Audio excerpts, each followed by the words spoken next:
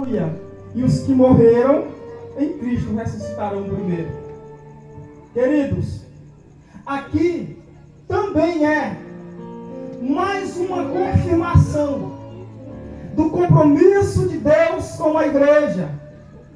É seguro que o mesmo Deus da época do apóstolo Paulo é o mesmo Deus dos nossos dias.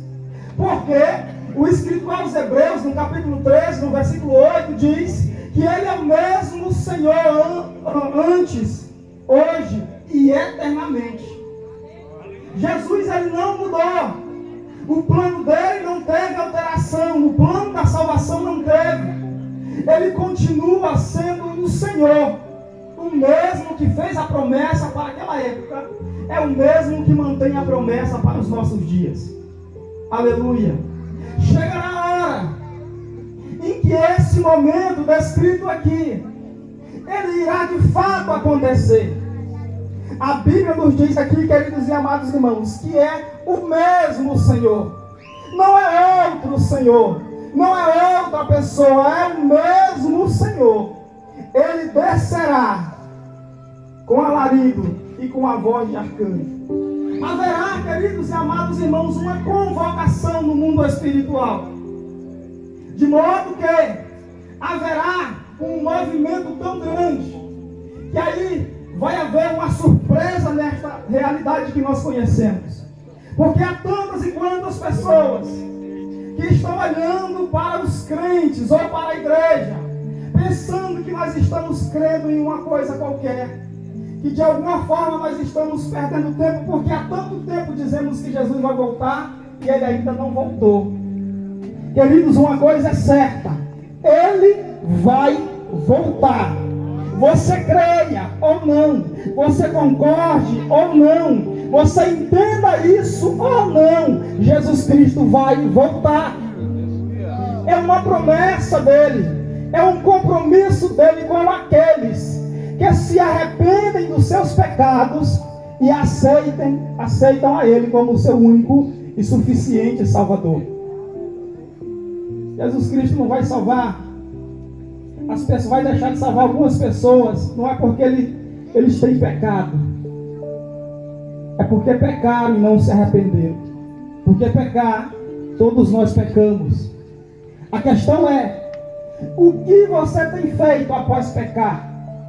Tem se arrependido? Tem tido o desejo de se converter ao Senhor, de confessar a Ele as suas culpas e buscar a remissão diante dEle? Porque se isso acontecer, Ele seguramente perdoa os seus pecados, Ele escreve o seu nome no livro da vida, e você vai fazer parte desse momento tão glorioso que está, aleluia, para acontecer. Nós estamos, queridos e amados irmãos, hoje cumprindo o fechamento de mais um ano do calendário terreno. Existe aqui um relógio que está funcionando de 24 horas, que tem um dia, que tem uma hora, que tem os minutos, que tem os segundos, e eles estão acontecendo a todo vapor. Como diz, o tempo não espera por ninguém. Mas o que eu quero te dizer é que também existe um calendário profético. Existe um relógio de Deus que está funcionando. E alguém que está dizendo que Deus ainda não veio, que Jesus ainda não vem, é porque a hora em que Ele decidiu fazer isso ainda não chegou. Mas ela vai chegar. Aleluia. Esse calendário está funcionando.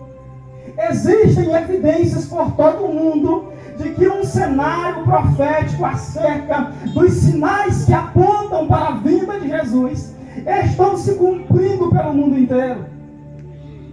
Os irmãos que aqui estão, todos que eu creio, acesso às redes sociais, às televisões, aos jornais, estão vendo que pelo mundo inteiro todos os sinais que apontam para a vinda de Jesus estão acontecendo mundo afora.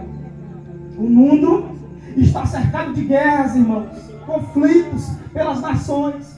E foi coisas citadas por Jesus, dizendo: quando estiver próximo o dia da minha vida, esses sinais apontarão esse momento. Doenças inumeráveis que a medicina tenta de alguma forma combater, criando meios e mais meios para tentar resolver o problema. Mas a Bíblia diz que haveriam pragas e muitas doenças, de modo que a medicina, os médicos não conseguem mais resolver. Se os irmãos vão nos hospitais públicos e dizem assim: o hospital está lotado de gente, que é de graça, vai lá na DMI, lá em Teresina, vai lá na Medimagem, que é caro, vai lá no Hospital São Marcos, cheio de pessoas doentes, e é porque é caro. Mas está por quê? Porque as pessoas estão vivendo a proximidade daquilo que a Bíblia diz sobre os sinais que apontariam para a vida do Filho de Deus. Queridos, o momento em que esse alarido da trombeta soará, eles